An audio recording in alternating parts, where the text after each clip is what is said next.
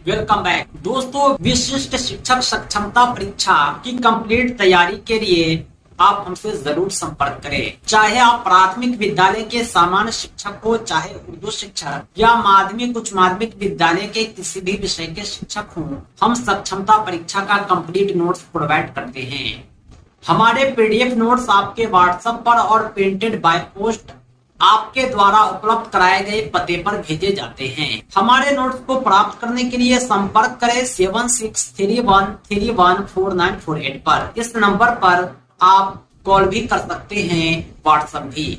हम इस सक्षमता परीक्षा की कंप्लीट तैयारी कराते हैं और हमारे नोट्स आपकी सफलता के लिए पर्याप्त हैं। गणित की आज की कक्षा में हम सर्वांग समता और सममिति को समझेंगे, जो सक्षमता परीक्षा हेतु काफ़ी इम्पोर्टेंट है।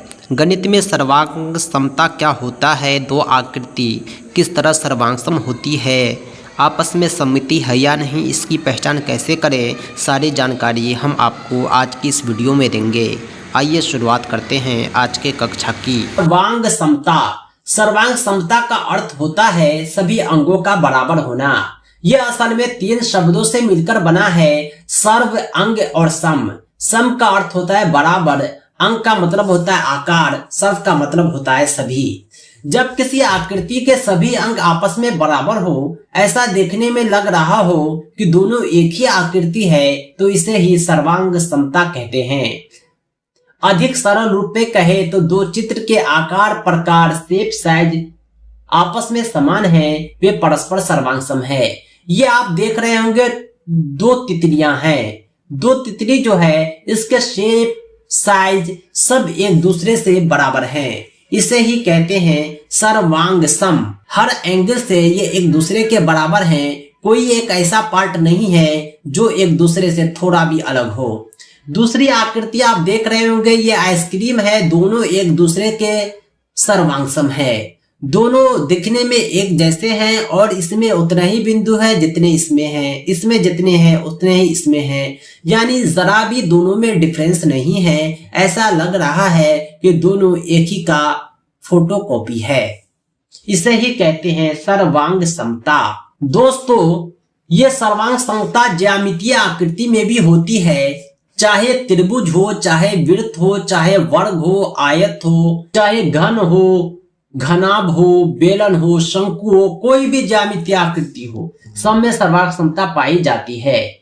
उदाहरण के लिए हम 2 ज्यामितीय आकृति लेकर आए हैं। देखिए, दोनों त्रिभुज आपस में सर्वांगसम है। यहाँ दोनों के कोण आपस में बराबर हैं, दोनों की भुजा आपस में बराबर है, दोनों की दूसरी भुजा भी आपस में बराबर है, दोनों की तीसरी भुजा भी आपस में बराबर है। इस प्रकार हम कह सकते हैं कि त्रिभुज ABC त्रिभुज EFG के सर्वांगसम है। इतना ही नहीं बल्कि दोनों के जो कोण हैं, तीनों कोण और तीनों भुजा सभी आपस में बराबर हैं। अब हम देखते हैं वृत्त की सर्वांग समता। ये 2 वृत्त है, दोनों की त्रिज्या आपस में बराबर है, दोनों के क्षेत्रफल आपस में बराबर हैं, दोनों की परिधि आपस में बराबर है। इस प्रकार हम कह सकते हैं सर्किल A सर्वांगसम है सर्किल B के। दोस्तों, अब हम जानेंगे सममिति क्या है। सममिति सर्वांगसम से थोड़ा अलग होता है। इसमें आकृति में एक ऐसी रेखा तलाशी जाती है जिसे मोड़ने पर आकृति के बाएं और दाएं भाग एक दूसरे से पूर्णतः समपाती हो। यानी यह रेखा उस आकृति की सममिति रेखा कहलाती है।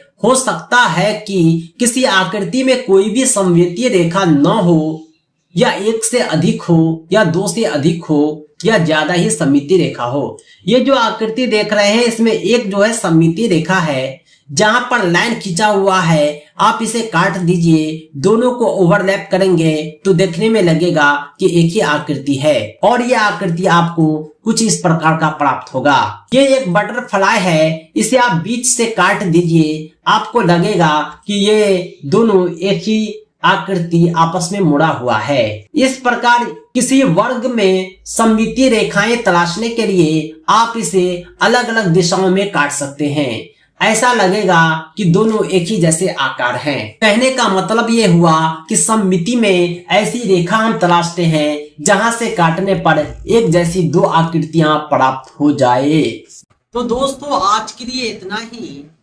कंप्लीट तैयारी के लिए विशिष्ट शिक्षक सक्षमता परीक्षा कंप्लीट नोट्स के लिए आप हमसे जरूर संपर्क करें 7631314948 पर। पाठ्यक्रम आधारित संपूर्ण अध्ययन सामग्री के माध्यम से कम समय में आप बेहतर तैयारी कर पाएंगे और अपनी सफलता सुनिश्चित कर पाएंगे और राज्यकर्मी का सपना आपका पूरा हो पाएगा। दोस्तों, इस सक्षमता परीक्षा के नोट्स और अपडेट के लिए आप हमारी वेबसाइट www.teacherahmed.com को भी विजिट करें। साथ ही साथ हमारे एंड्रॉयड ऐप टीचर अहमद को प्ले स्टोर से जरूर डाउनलोड करें। इसका लिंक आपको इस वीडियो के डिस्क्रिप्शन में भी मिल जाएगा। दोस्तों, आज के लिए इतना ही। हम मिलते हैं नेक्स्ट वीडियो में एक अमेजिंग टॉपिक के साथ। Thanks for watching. धन्यवाद।